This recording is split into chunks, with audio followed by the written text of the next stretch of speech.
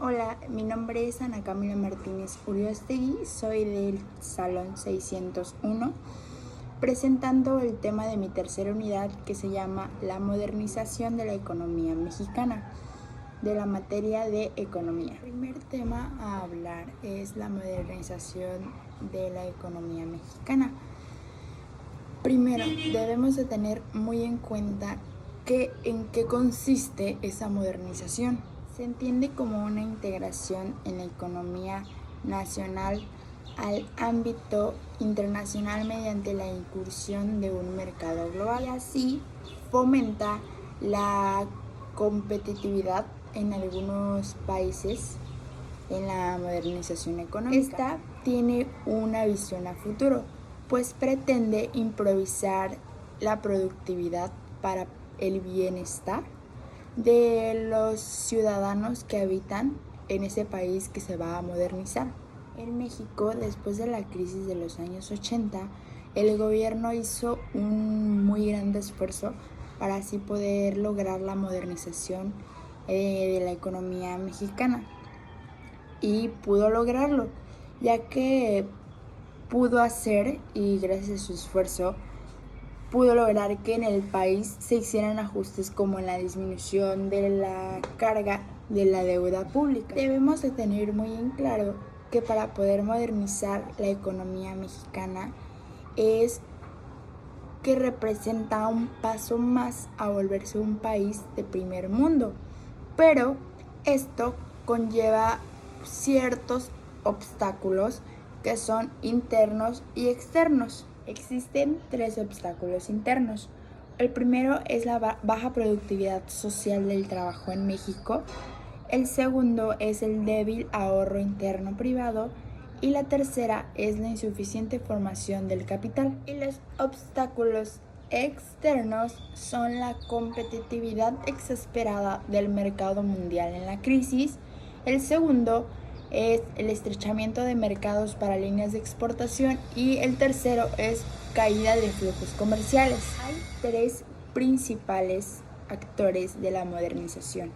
El primero es el gobierno federal, el segundo los Estados Unidos y el tercero es el Fondo Monetario Internacional. En general, las características que se han generado con los esfuerzos de modernización han sido de forma centralizada, injusta, incompleta y con una alta dependencia del capital externo. Nuestro siguiente tema es las fluctuaciones económicas. Primeramente, debemos de saber ¿qué es una fluctuación económica? La fluctuación económica es una variación de valores en cuanto a los indicadores macroeconómicos, es decir, unas aceleraciones y desaceleraciones en las tasas económicas durante algún tiempo o algunos puntos. A menudo, la existencia de fluctuaciones económicas conlleva a pérdidas o ganancias en los participantes en el mapa de la economía. Esto pasa cuando hay cambios en el valor o el precio en los bienes, servicios o mercancías o valores financieros. Existen 4 tipos de fluctuaciones. La primera es las tendencias seculares, y aquí les dejo una imagen de ejemplo. La segunda son las esporádicas, su imagen, las cíclicas y las estacionales.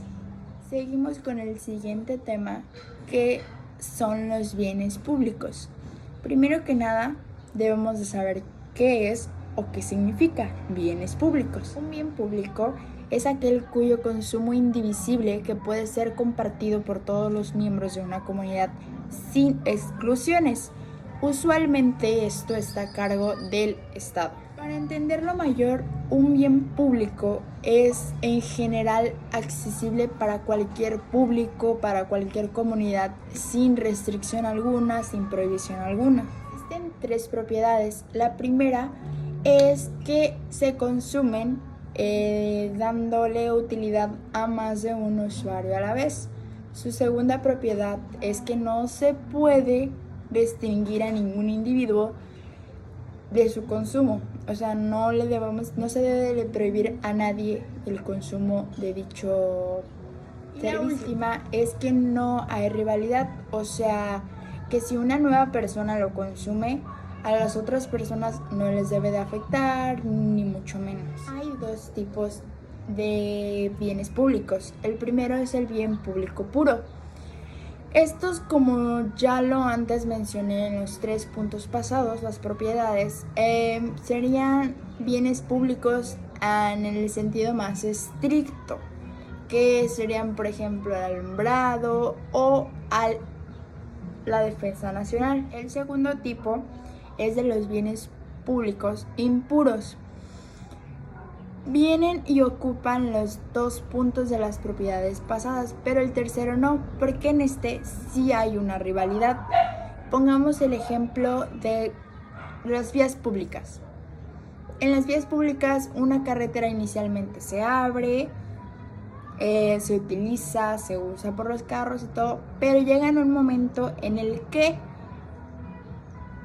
pueden prohibir o pueden hacer disminución del uso de esa carretera, y que una disminución en la velocidad y por la seguridad de todos los demás. Aquí, si nos centramos en el principio de no exclusión en el segundo punto de las propiedades ya mencionadas, también podemos hacer otro tipo de clasificación del bien público no excluyente o del bien público excluyente. El bien público no excluyente es aquel cuando no es posible impedir el acceso a quien no paga por él, y el bien público excluyente, a este sí se le puede prohibir a la gente cuando no da un pago. Les voy a dejar una tabla donde vienen como que algunos ejemplos, o viene para que les quede más claro cuáles son aquellos rivales y no rivales, cuáles son no excluibles y cuáles son excluibles. El siguiente tema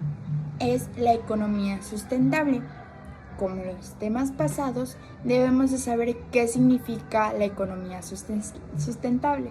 La economía sustentable es un modelo donde se logra un desarrollo que integre los objetivos económicos, sociales y medioambientales de la sociedad, con el fin de maximizar el bienestar humano y poder satisfacer las necesidades. A través de la sustentabilidad económica se promueve la reducción de género, el desarrollo de actividades, una tecnología limpia, un marco institucional claro y el crecimiento y el desarrollo económico.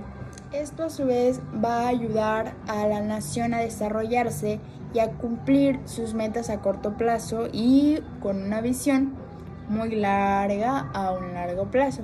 Sus 2 objetivos principales son: primero es el pilar económico de la sustentabilidad, y es donde la mayoría de las empresas sienten que están en terreno firme, que se sienten en confianza y eso. Y lo otro, para poder lograr una sustentabilidad económica se debe de encontrar un equilibrio en los 3 pilares muy importantes de la relación.